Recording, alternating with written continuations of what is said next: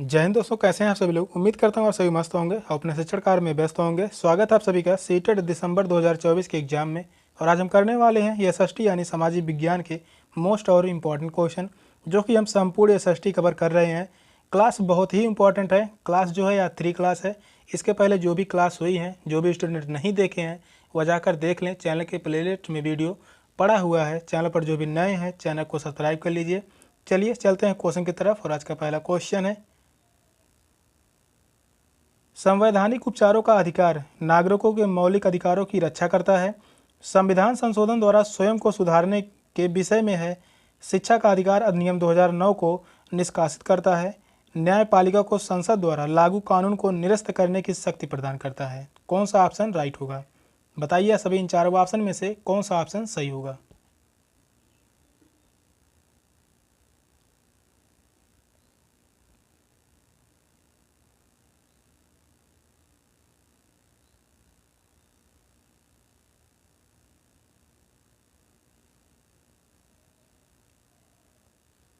Question कह रहा है संवैधानिक उपचारों का अधिकार किस प्रकार का है, तो वह नागरिकों के मौलिक अधिकारों की रक्षा करता है। तो इस क्वेश्चन का राइट आंसर होगा ऑप्शन ए। संवैधानिक उपचारों का अधिकार जो है नागरिकों के मौलिक अधिकारों की रक्षा करता है। यदि व्यक्ति इसमें किसी प्रकार का हस्तक्षेप अनुभव करता है तो वह इसकी अपील जो है सर्वोच्च न्यायालय में कर सकता है। संवैधानिक उपचारों का अधिकार जो है वह है अनुच्छेद 32 में। संविधान के अनुच्छेद 32 में है संवैधानिक उपचारों का अधिकार। तो इस क्वेश्चन का राइट आंसर होगा ऑप्शन ए। फर्स्ट ऑप्शन जो है राइट है। नेक्स्ट क्वेश्चन है, हिंदू उत्तराधिकार संशोधन अधिनियम 2005 के अनुसार निम्नलिखित में से क्या सत्य है? परिवार के केवल पुत्रों अथवा पुरुषों सदस्यों को ही पारिवारिक संपत्ति में अधिकार प्राप्त है। केवल पत्नी को अपने दिवंगत पति की संपत्ति में उत्तराधिकार है। पुत्रों पुत्रियों और उनकी माताओं का पारिवारिक संपत्ति में बराबर हिस्सा होता है। आर्य समाज के अनुयायियों पर यह अधिनियम लागू नहीं होता है। कौन सा ऑप्शन सही होगा? क्वेश्चन को ध्यानपूर्वक पढ़िए और बताइए इन चारों ऑप्शन में से कौन सा ऑप्शन राइट होगा।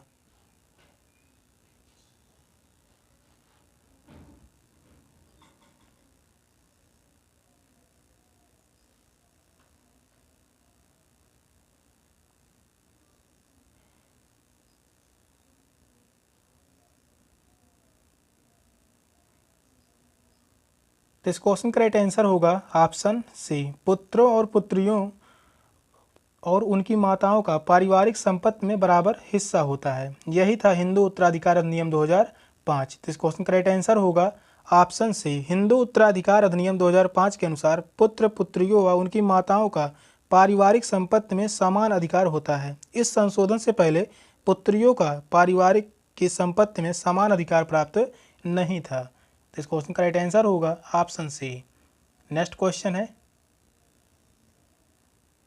निम्नलिखित में से कौन सा कार्य राज्य सरकार का है? पाकिस्तान और बांग्लादेश के साथ शांतिपूर्ण संबंध बनाना, 10वीं कक्षा में बोर्ड परीक्षा को बंद करना, नई दिल्ली और वास्को डिगामा की बीच गई गाड़ी चलाना और 1000 रुपये के नोट का नया डिजाइन लागू करना। कौन सा ऑप्शन सही होगा? बताइए अपने अपने हिसाब से इन चारों ऑप्शन में से कौन सा ऑप्शन राइट होगा।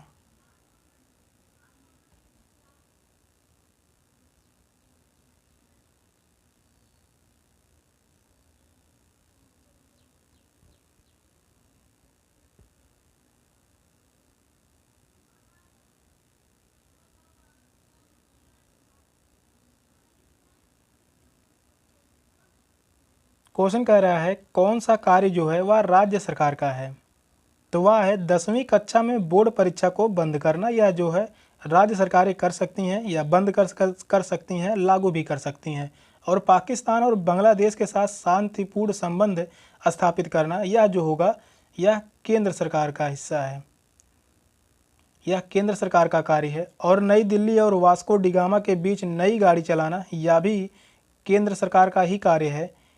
1000 रुपये के नोट का नया डिजाइन लागू करना, यह भी जो होगा केंद्र सरकार का ही कार्य होगा। तो इस क्वेश्चन का जो राइट आंसर होगा ऑप्शन बी, यह जो है राज्य सरकार का कार्य है। नेक्स्ट क्वेश्चन है, दलित और आदिवासी लड़कियों द्वारा स्कूल छोड़ने की दर सबसे अधिक है। क्योंकि उनके माता पिता शिक्षा को महत्व नहीं देते, गरीबी और सामाजिक भेदभाव के कारण, लड़कियों के लिए अलग स्कूल नहीं मिलने के कारण, शिक्षा का लाभ लड़की के ससुराल वालों को मिलने के कारण। कौन सा ऑप्शन सही होगा?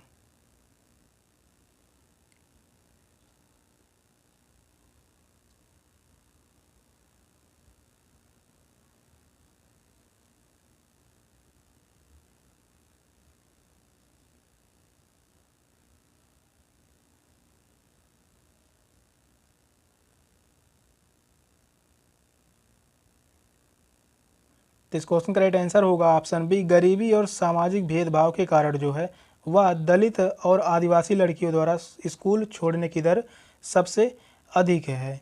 गरीबी व सामाजिक भेदभाव के कारण दलित व आदिवासी लड़कियों के विद्यालय छोड़ने की दर जो है वह सबसे अधिक है। तो इस क्वेश्चन का राइट आंसर होगा ऑप्शन बी। नेक्स्ट क्वेश्चन है, निम्नलिखित में से कौन सा विज्ञापन सामाजिक नहीं है? अतिथि देवो भव, जीवन बीमा जिंदगी के साथ और जिंदगी के बाद भी, लेन में गाड़ी चलाना बुद्धिमत्तापूर्ण है, पानी की प्रत्येक बूंद बचाइए। कौन सा ऑप्शन राइट होगा? बताइए आप सभी, इन चारों ऑप्शन में से कौन सा ऑप्शन सही होगा?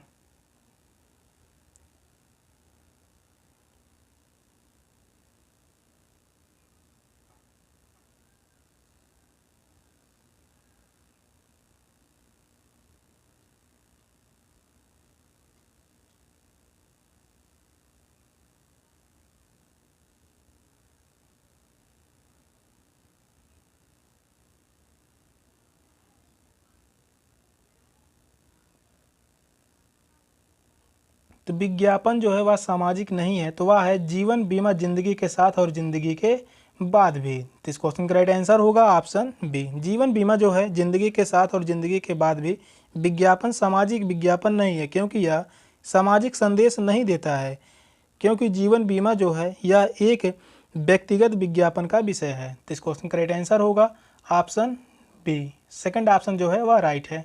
अगला क्वेश्चन है,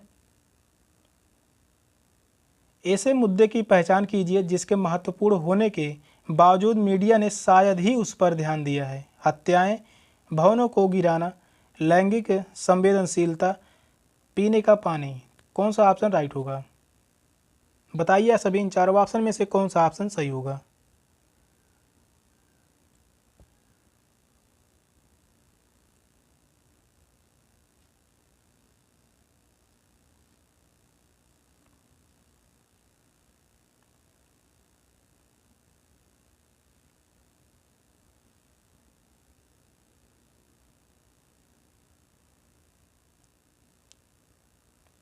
क्वेश्चन कह रहा है ऐसे मुद्दे की पहचान कीजिए जिसके महत्वपूर्ण होने के बावजूद मीडिया ने शायद ही उस पर ध्यान दिया है।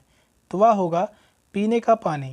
तो इस क्वेश्चन का राइट आंसर होगा ऑप्शन डी, पीने का पानी। पीने का पानी महत्वपूर्ण विषय है, परंतु मीडिया द्वारा इस पर ध्यान नहीं दिया जाता। जल लोगों की मूलभूत आवश्यकता है।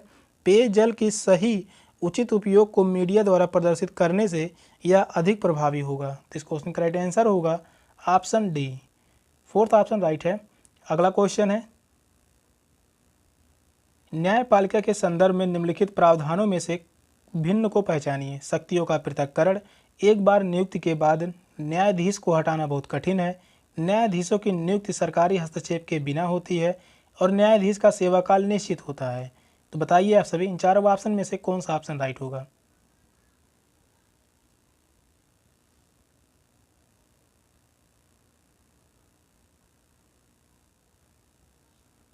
तो न्यायाधीश के संदर्भ में प्रावधानों में से कौन भिन्न है? तो वह है शक्तियों का पृथक्करण। तो इस क्वेश्चन का राइट आंसर होगा ऑप्शन ए, शक्तियों का पृथक्करण। शक्ति का पृथक्करण असमान होता है।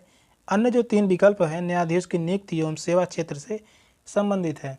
एक बार नियुक्ति के बाद न्यायाधीश को हटाना बहुत कठिन होता है, यह भी सही है। और न्यायाधीशों की नियुक्ति सरकारी हस्तक्षेप के बिना होती है, यह भी सही है। और न्यायाधीशों का सेवाकाल निश्चित होता है, यह भी जो है राइट है।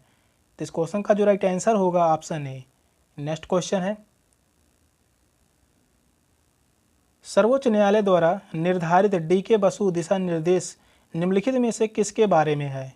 कार्यस्थलों पर महिलाओं के साथ यौन उत्पीड़न को रोकना, स्कूलों में बच्चों को यौन अपराधों से बचाना, किसी व्यक्ति को गिरफ्तार रोके रखने तथा उससे पूछताछ करने के लिए विभिन्न एजेंसियों द्वारा प्रयोग किए जाने वाले तरीके और किसी चुनाव क्षेत्र में पुनः चुनाव के लिए अपनाई जाने वाली विधियाँ। कौन सा ऑप्शन राइट होगा?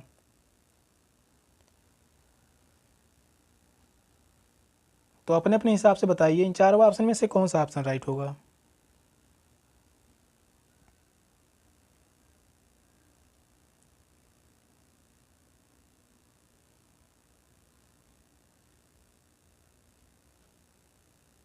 क्वेश्चन कह रहा है सर्वोच्च न्यायालय द्वारा निर्धारित डीके वसु दिशा निर्देश क्या है? तो वह है किसी व्यक्ति को गिरफ्तार, रोके रखने, उसे पूछताछ करने के लिए विभिन्न एजेंसियों द्वारा प्रयोग किए जाने वाले तरीके। इस क्वेश्चन का राइट आंसर होगा ऑप्शन सी। थर्ड ऑप्शन जो है वह राइट है। नेक्स्ट क्वेश्चन है सुभाष कुमार बनाम बिहार राज्य 1991 में मामले में सर्वोच्च न्यायालय ने निम्नलिखित में से क्या निर्णय दिया था? यह क्वेश्चन जो है बहुत ही इंपॉर्टेंट है। स्वतंत्रता के अधिकार में सरकार की आलोचना करना शामिल है।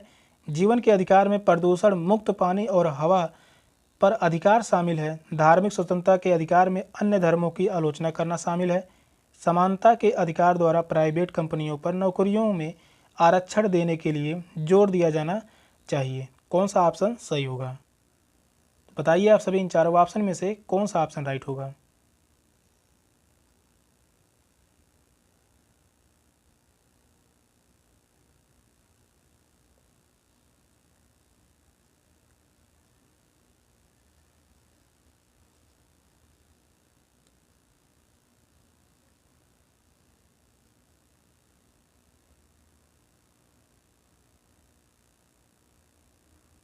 तो इस क्वेश्चन का राइट आंसर होगा ऑप्शन बी, जीवन के अधिकार में प्रदूषण मुक्त पानी और हवा पर अधिकार शामिल है। तो इस क्वेश्चन का राइट आंसर होगा ऑप्शन बी। सुभाष कुमार बनाम बिहार राज्य 1991 के मामले में सुप्रीम कोर्ट ने जीवन के अधिकार में प्रदूषण मुक्त जल तथा वायु में रहने का अधिकार शामिल किया गया। वायु तथा जल दोनों ही मानव की आधारभूत आवश्यकताएं हैं। तो इस क्वेश्चन का राइट आंसर होगा ऑप्शन बी। नेक्स्ट क्वेश्चन है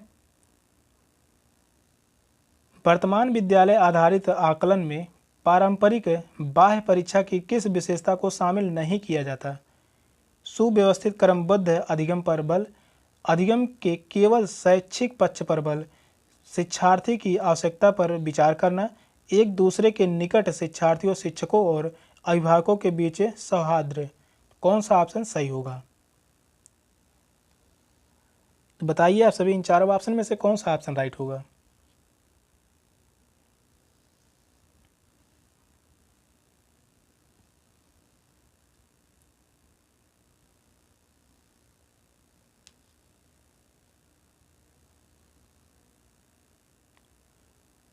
क्वेश्चन कह रहा है वर्तमान विद्यालय आधारित आकलन में पारंपरिक बाह्य परीक्षा के किस विशेषता को शामिल नहीं किया जाता? तो सुव्यवस्थित क्रमबद्ध अधिगम पर बल, यह बात सही है। अधिगम के केवल शैक्षिक पक्ष पर बल, यह बात जो होगा गलत होगा। और शिक्षार्थी की आवश्यकता पर विचार करना, यह भी सही होगा। एक दूसरे के निकट शिक्षार्थियों, शिक्षकों और अभिभावकों के बीच सौहार्द, यह भी जो सही होगा। पूछा है नहीं शामिल है, तो वह है ऑप्शन बी। सेकेंड ऑप्शन जो है वह राइट है। तो इस क्वेश्चन का राइट आंसर होगा ऑप्शन बी। अगला क्वेश्चन है एक नए प्रकार के कार्य को देने से पहले शिक्षिका को अपने विद्यार्थी को आवश्यक बताना चाहिए कि आगामी आकलन इस कार्य पर आधारित होगा या नहीं होगा। अंतिम परिणाम में इस कार्य को दिए गए अधिभार पर बारे में कि इस कार्य को करने से प्राप्त अधिगम से उसकी विद्यार्थियों से अपेक्षा क्या है। इस कार्य को रोकने के लिए आवश्यक पूर्व अनुभव के बारे में जो विद्यार्थियों में अवश्य ही होना चाहिए। कौन सा ऑप्शन सही होगा?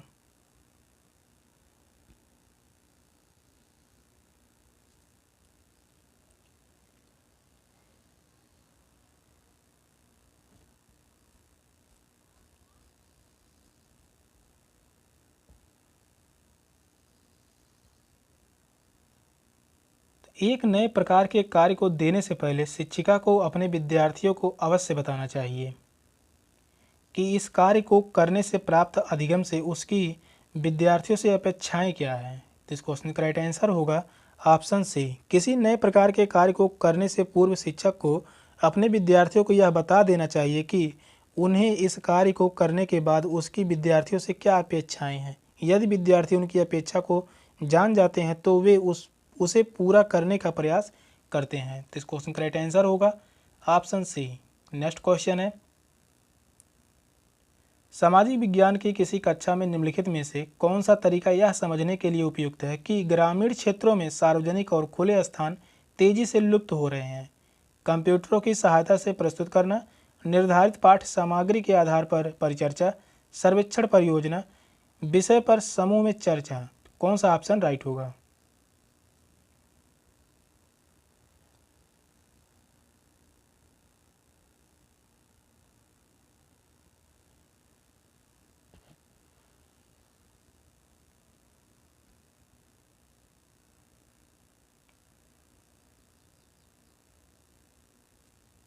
क्वेश्चन कह रहा है, सामाजिक विज्ञान की किसी कक्षा में निम्नलिखित में से कौन सा तरीका यह समझने के लिए उपयुक्त है कि ग्रामीण क्षेत्रों में सार्वजनिक और खुले स्थान तेजी से लुप्त हो रहे हैं।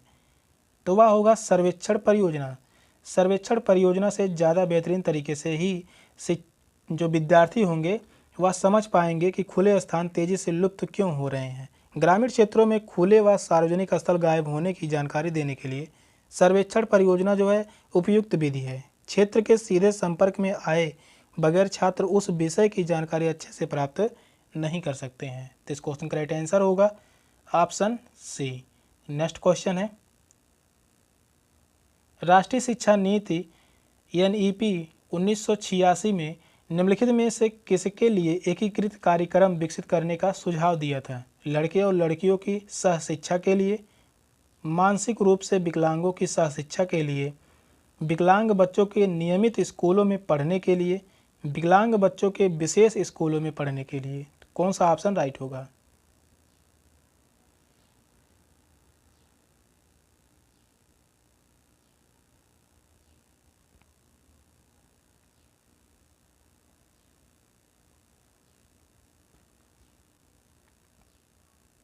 तो इस क्वेश्चन का राइट आंसर होगा ऑप्शन सी, विकलांग बच्चों के नियमित स्कूलों में पढ़ने के लिए। तो इस क्वेश्चन का राइट आंसर होगा ऑप्शन सी। राष्ट्रीय शिक्षा नीति जो NEP 1986 ने विकलांग बच्चों को नियमित कक्षा में एकीकृत कार्यक्रम विकसित करने का सुझाव दिया था। इसके माध्यम से विकलांग बच्चों को मुख्य धारा में शामिल होने का अवसर प्राप्त होगा तथा उनमें हीन भावना उत्पन्न नहीं होगी। तो इस क्वेश्चन का राइट आंसर होगा ऑप्शन सी। नेक्स्ट क्वेश्चन है, निम्नलिखित में से किस उपागम को NCERT द्वारा प्रकाशित पाठ्यपुस्तक सामाजिक और राजनीतिक जीवन में निहित विचारों से विद्यार्थियों को अवगत करवाने के लिए अधिक प्रयोग किया गया है? घटनाक्रम, ग्राफ, चार्ट, कहानी बोर्ड। कौन सा ऑप्शन राइट होगा?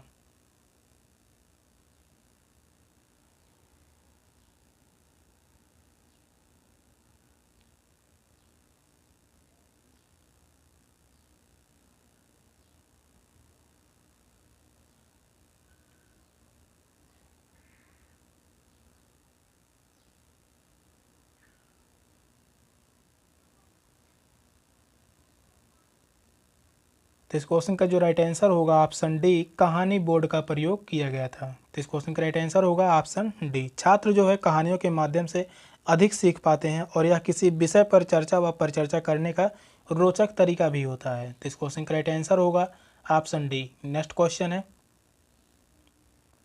किसी सामाजिक विज्ञान की कक्षा में ढांचा का मुख्य लक्ष्य होता है योजक निर्धारण के वांछित परिणामों को मजबूत करना, स्वतंत्र सोच निर्मित होने तक विद्यार्थियों की सहायता करना, आत्मसंयम के कौशल के सुधार को सुनिश्चित करना, विद्यार्थियों को विचारों पर सोचने के योग्य बनाना। कौन सा ऑप्शन राइट होगा? तो बताइए आप सभी, इन चारों ऑप्शन में से कौन सा ऑप्शन सही होगा?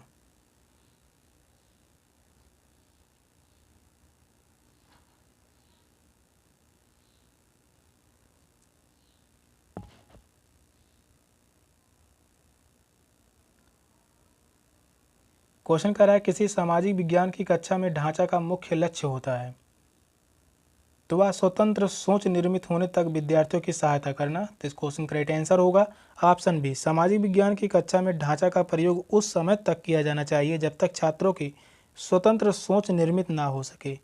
यह अधिगम प्रक्रिया को बेहतर बनाने में मदद करता है। तो इस क्वेश्चन का राइट आंसर होगा ऑप्शन बी। अगला क्वेश्चन है, सूचना को छोटे छोटे भागों में बांटकर अंश तथा पूर्ण में संबंध स्थापित करने की योग्यता डैश है। बोध, प्रयोग करना, विश्लेषण करना, स्मरण करना। कौन सा ऑप्शन राइट होगा? बताइए आप सभी इन चारों ऑप्शन में से कौन सा ऑप्शन राइट होगा?